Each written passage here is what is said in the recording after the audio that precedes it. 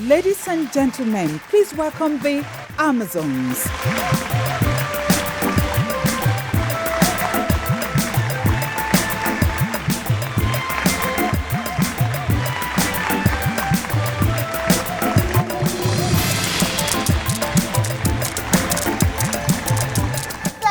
Very much welcome, and you're watching Amazons, and today we're talking about teenage pregnancy. But before I start, let me introduce and welcome my co-anchors. A round of applause for Aisha. Another for Dolapo. You ladies are looking radiant. Thank you. And I must say you guys are looking good. A round of applause for you guys. Okay, today we're talking about teenage pregnancy. My goodness, children having children. And it's the truth. It sounds funny, but you know, at the end of the day, it's not really funny if we look at the fact that your childhood ends as soon as you get pregnant. And the thing is, a lot of women are still discovering themselves at that age. They know nothing about being a woman. They know nothing about being a mother. Can you imagine a 14-year-old or a 15-year-old pregnant and having a baby? It's the height of ridiculous. But check this out. 10% of all young mothers are teenagers, children. What can we do about this? Should we buy chastity belts as soon as you have a daughter? They say, this is a bad luck. Mom, keep the key until she's 25. What do we do about it? It's such, you know, we're laughing about it, we're making light, but it's not light. It's not a good thing. Is it that as mothers we are failing? Are we failing our children? The thing about teenage pregnancy, Bimbo, is that being a parent is not an easy job.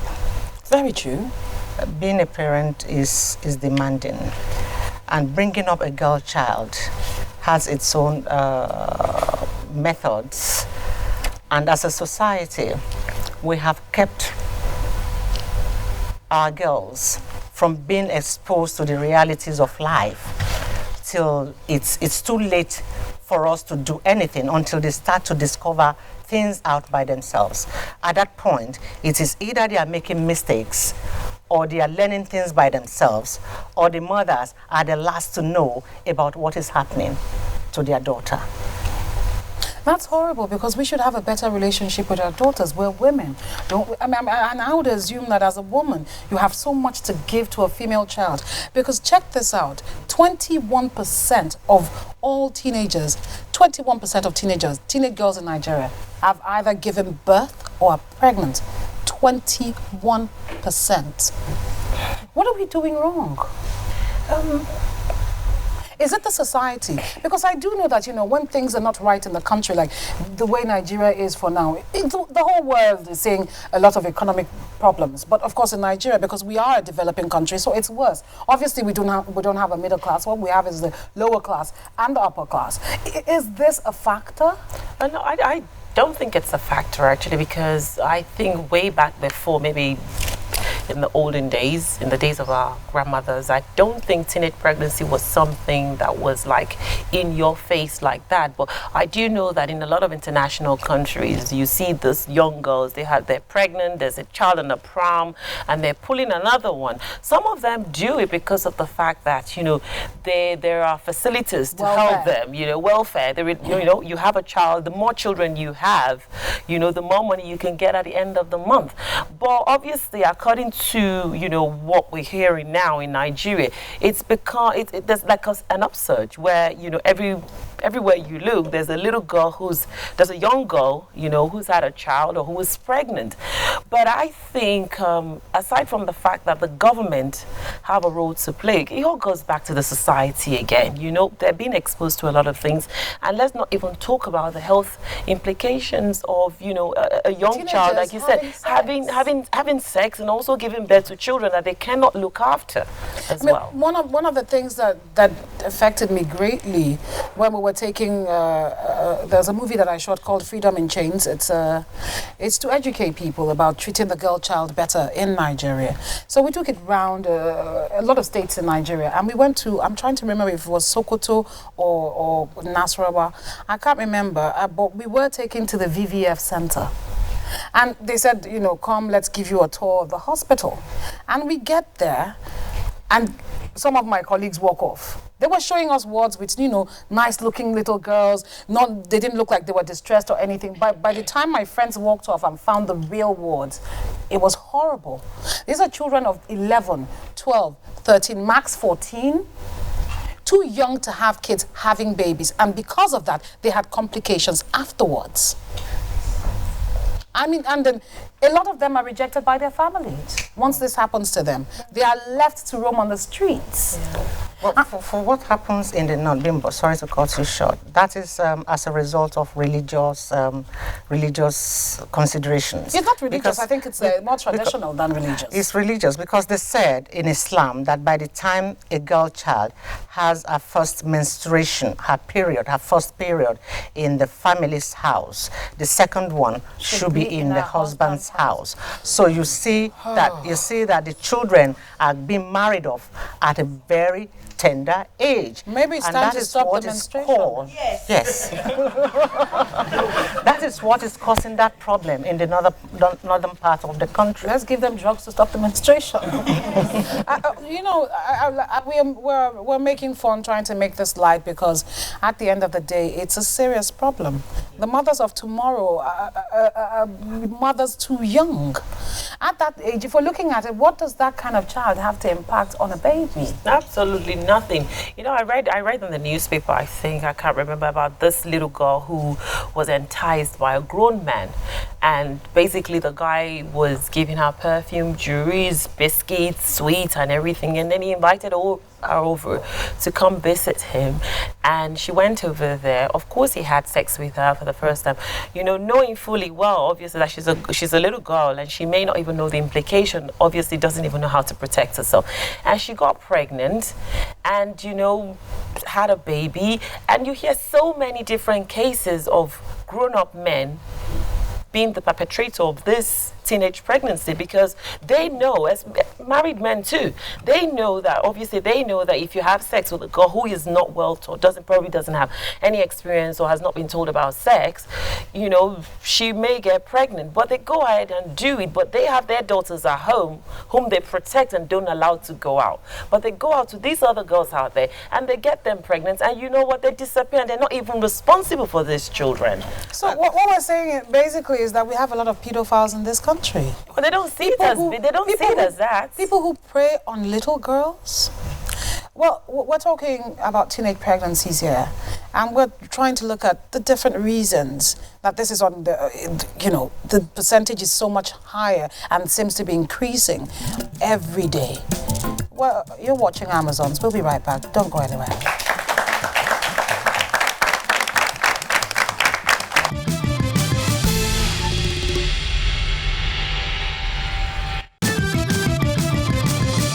Take one part TV anchor extraordinaire and communication specialist Aisha Falode. For our culture and tradition to survive, we must sustain it. One part consummate actress Bimbo Akintola. You can hear the birds sing in the morning. And experienced business lawyer and content developer Delapo Awoshika. You need to learn to eat what is called a humble pie. And then you get the Amazons Talk Show, a TV program for the entire family, covering various social issues. More than 1.7 trillion has been stolen. We haven't seen that money yet. Lifestyle and entertainment. And that is the African booty. And a variety of other exciting topics. How do I explain what banana is? A banana is a fruit that you can eat. Watch the Amazons show on AIT every Friday at 7 to 8 p.m.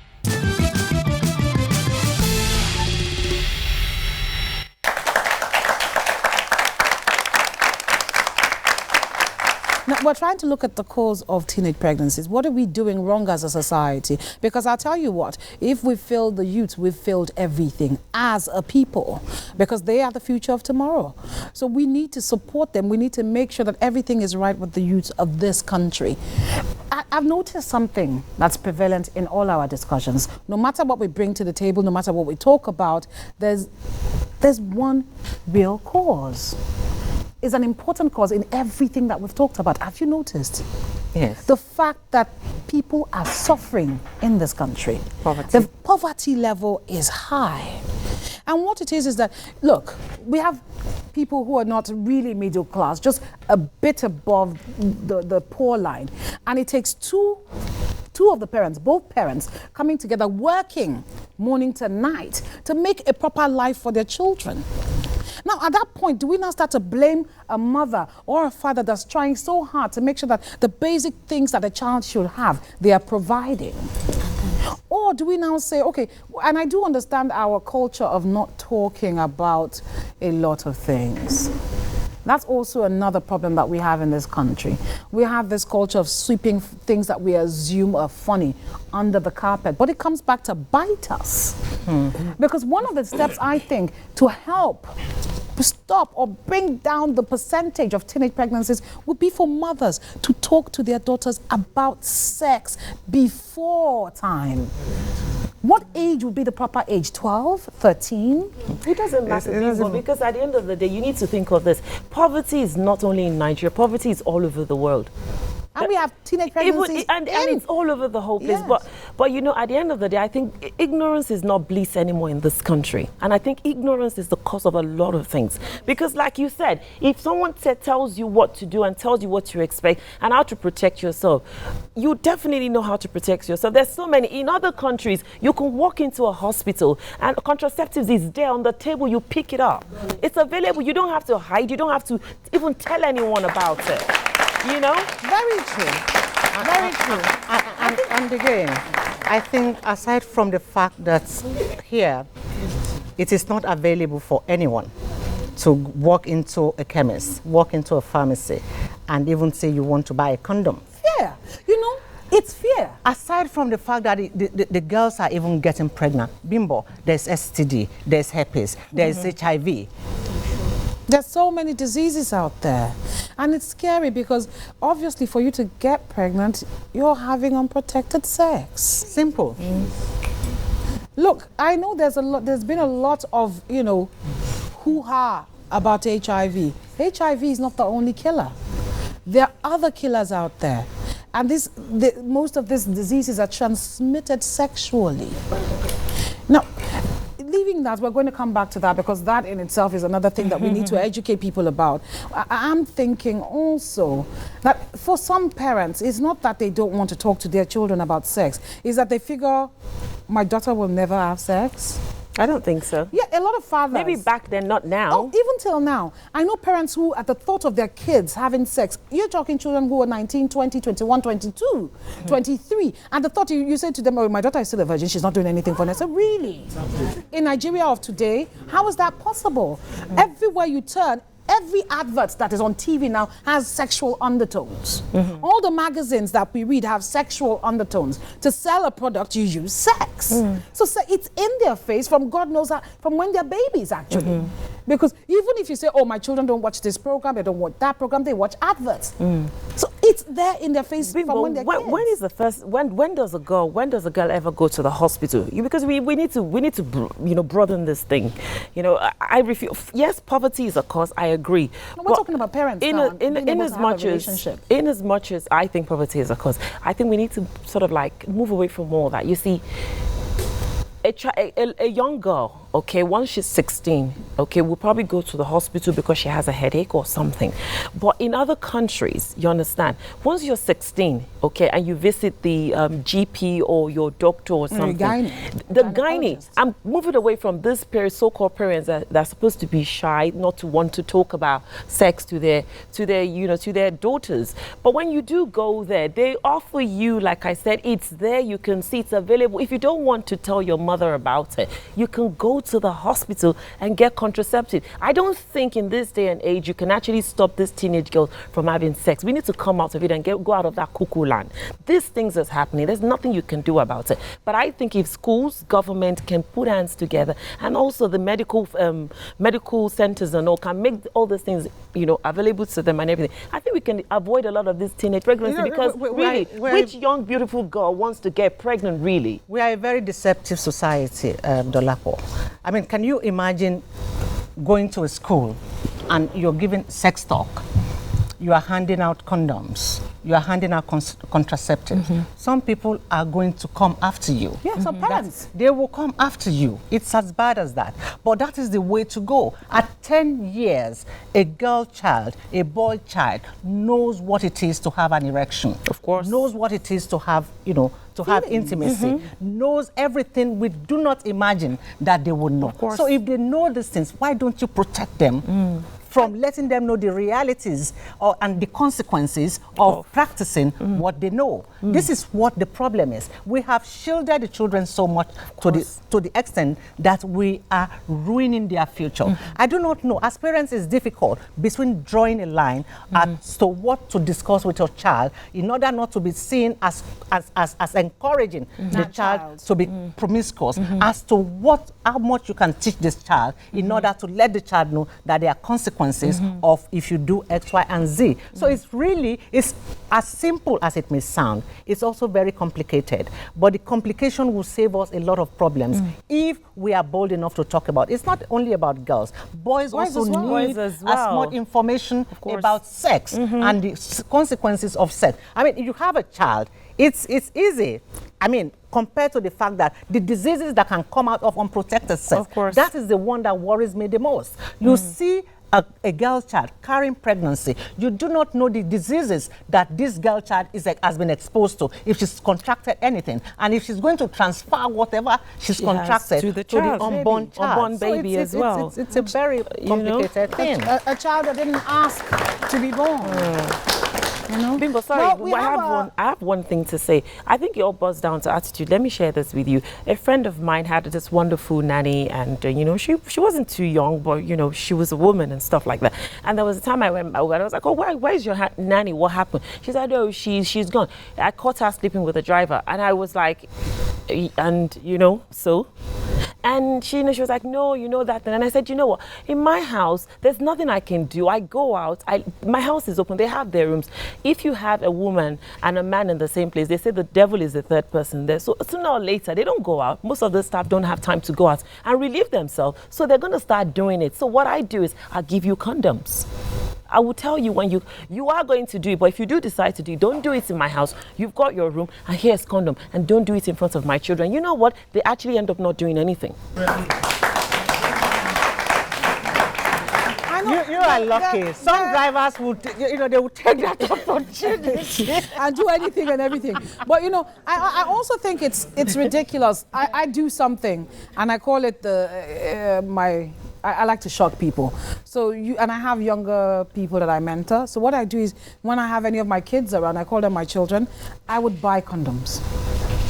I would go to a pharmacy and I would stand like away from the kiosk and shout, do you have condoms? And do you know what happened when I do that? Everybody in the shop would turn like, you're buying condoms. And I'm thinking, you're having sex. You're all doing it. Of course. So why not protect yourselves if you're not married? Anyway, on that note, we have Dr. Morenikeji Olaniyi in the house. She's a senior registrar, a gynecologist with LASU Teaching Hospital.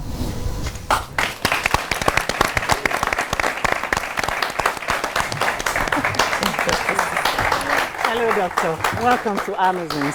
Thank you for joining us. You're welcome. Please.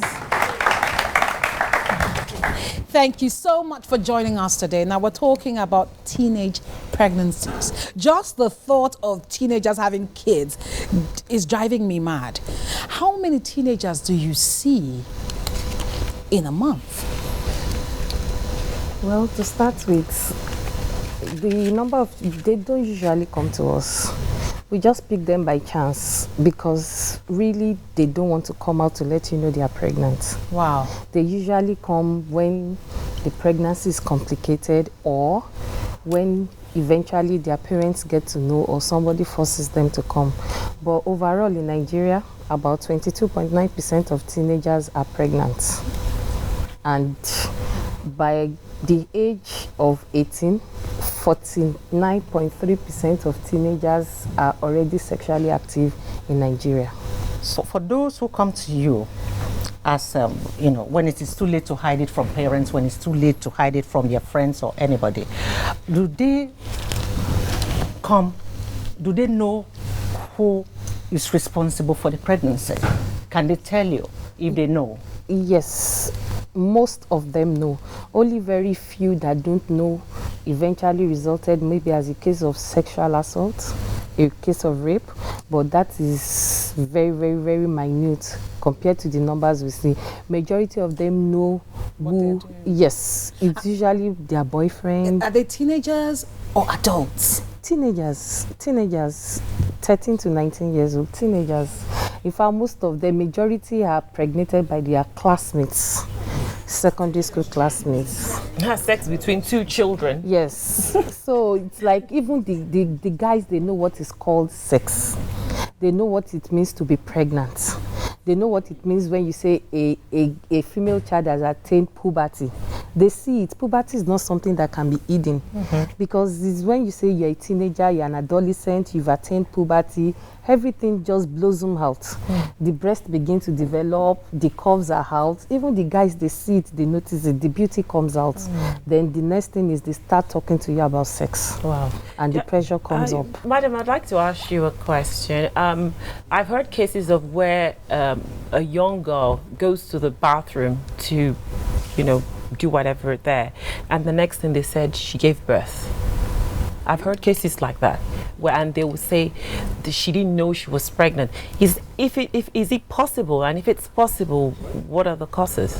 Okay, sometimes it's possible for a woman not to know she's pregnant until about 5-6 months, especially for the teenagers that they've never experienced it. They don't even know what it means, because even as a teenager, it takes some time for your period to regularize. So even when you miss your period this month, you will think, oh, my period is not here.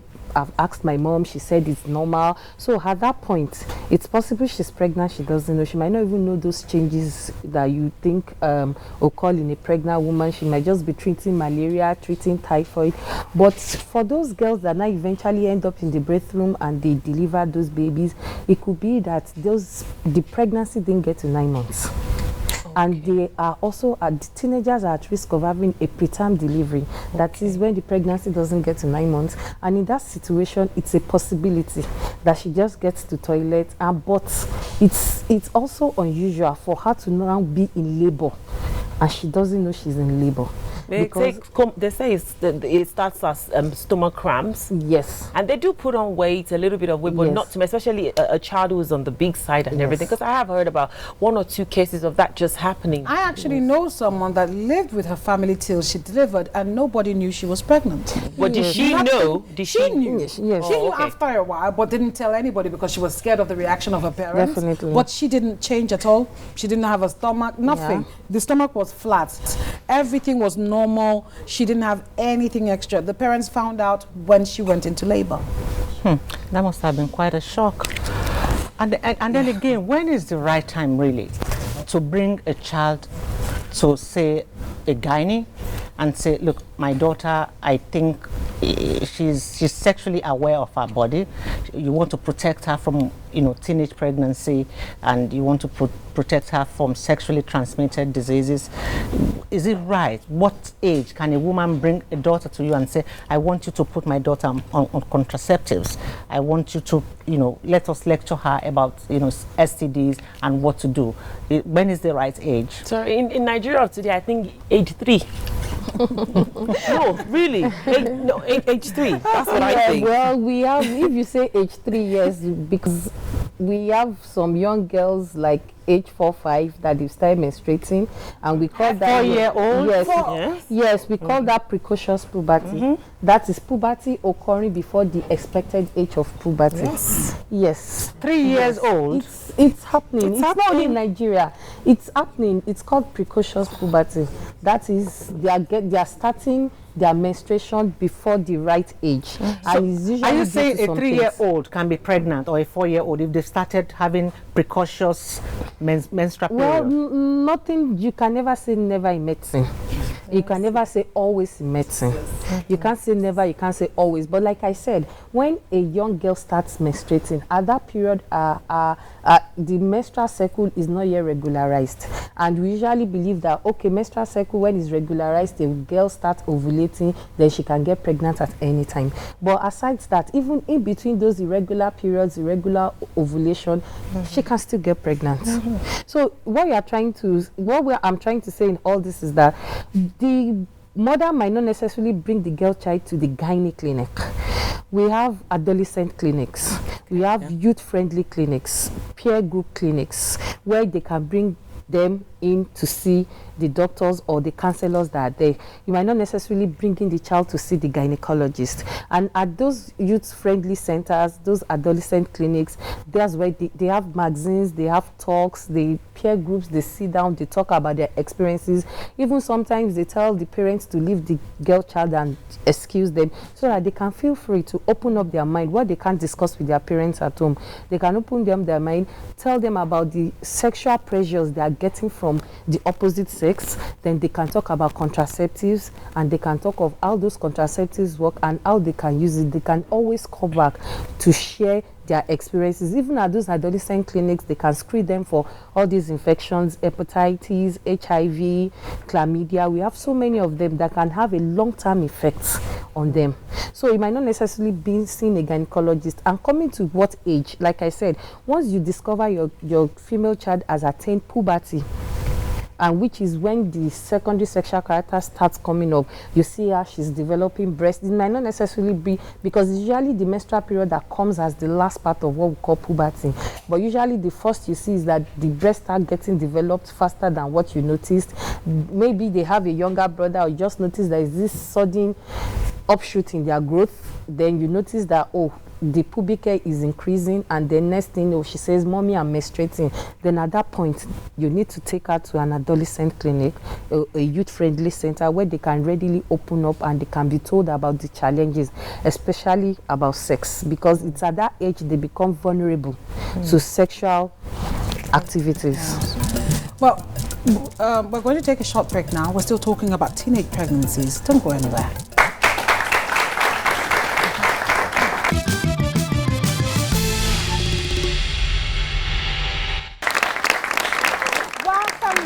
You're still watching Amazons, and we're talking about teenage pregnancies today.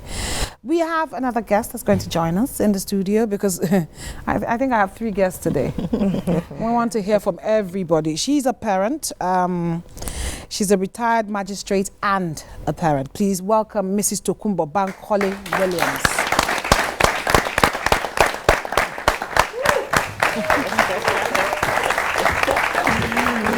Thank you for joining us. Thank you. Thank you. You're welcome. Thank you. You're welcome. Thank you so much for joining us. You're a parent. Yes, I am. Do you have a daughter or daughters? I have daughters. How many daughters do you have? I have 3 daughters and a niece, so I have 4. Oh, wow. Age range? 19 to 24. That's the age of worry. Yes. So tell me, what sort of relationship do you have with your daughters? Are you able to talk to them about sex? What I have done as a parent is I have made them my friends. That was the only way for me to do it, because I'm a widow. So I didn't have a choice but to make them all my friends. So who is your boyfriend? What are you doing? Let's discuss. Why are you leaving this guy for this one? And stuff like that. We make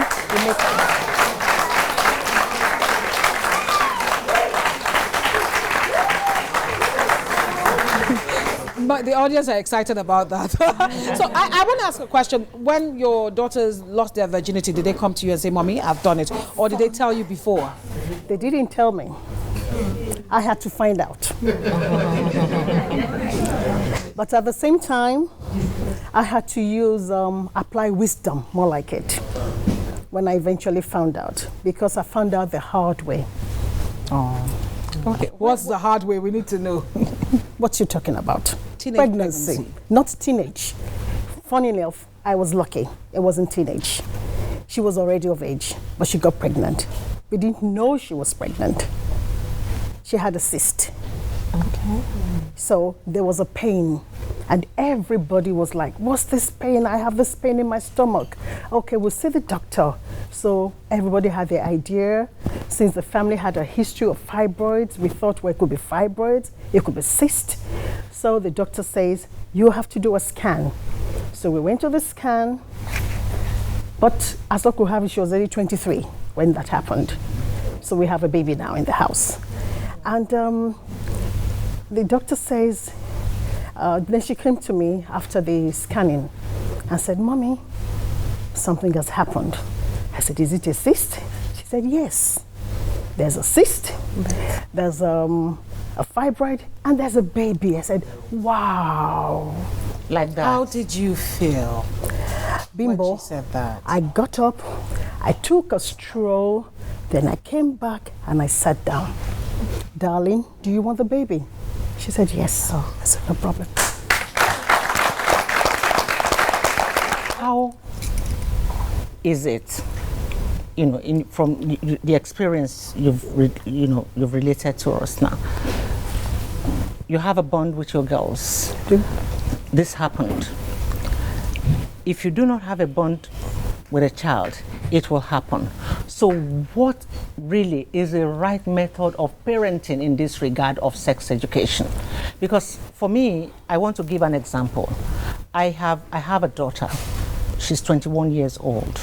I feel she talks to me and says, Mommy, you know what? You are not letting me go. You still hold on to me as though I were a child. I know the right thing to do. I find it difficult for me, even at that age. She's going out on a date. I want to know where you're going. I carry the phone. I call you. If you're not back home at a certain time, I would bother your life, wherever you are. And she doesn't like that. And that's because, you see, I've been used to being raised that way. That even me allowing her to go out on a date is a struggle for me. So for parents like me and parents like you, where is the balance? What is the right method? You are free with your children, with your daughters. So free. I am holding back. I'm holding her back from being free with herself and also learning from her mistakes. She said, I'm like, you are teaching a dog how to bark, and yet you do not let the dog see the strangers to bark at. So how do you want me to learn and fix into what you have taught me not to do? Well, from my point of view and my children, I have noticed that you could only be so close. The unfortunate incidences will take place sometimes. That's the only thing, because when you find out where did you meet this person, what happened, you realize that there will be times when they're not with you, like they're in the university. Are they with you at the time? They go off, then the boarding house or something, or like mine, they leave outside Nigeria. They have to be in school. They have to see other people. They have to study. And they still have to mix with people, because really, ideally, it's only when they're in school that they get to mix up with other men. That's when they get boyfriends. That's where they meet one another.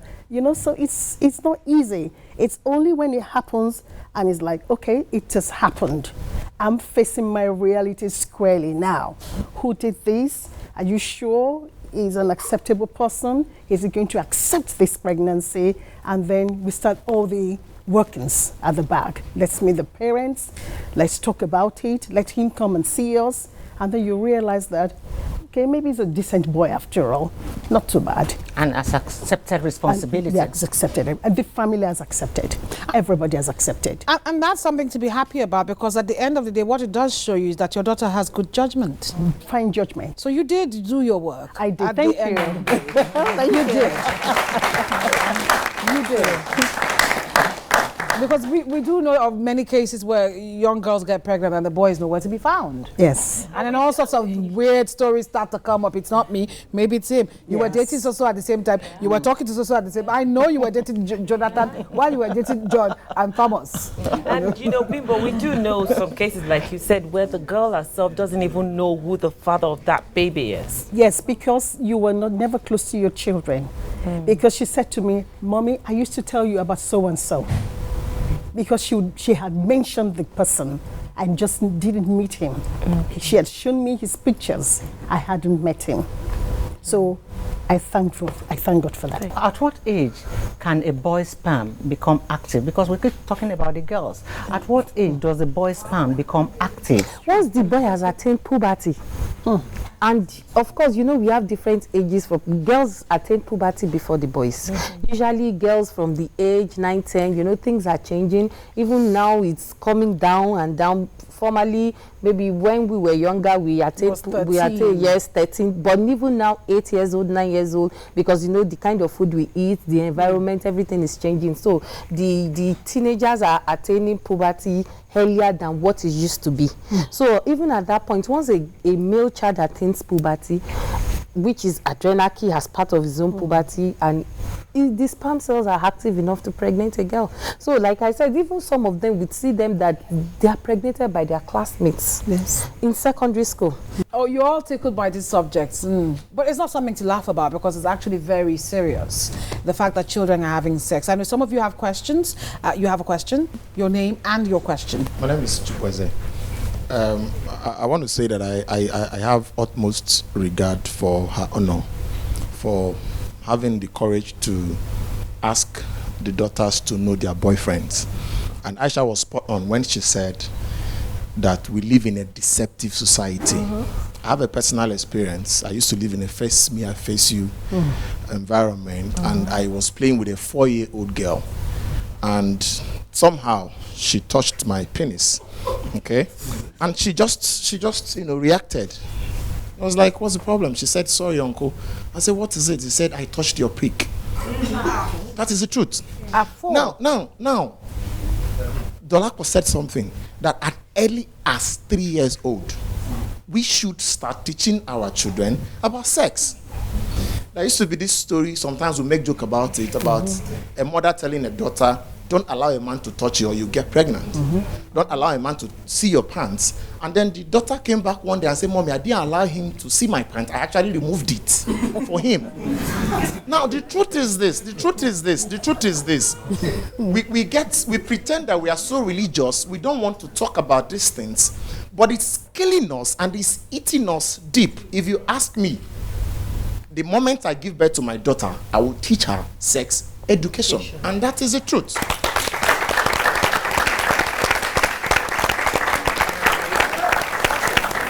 I think what is happening about teenage pregnancy is a failure on the family, on the part of the family. It's a failure on the part of the family.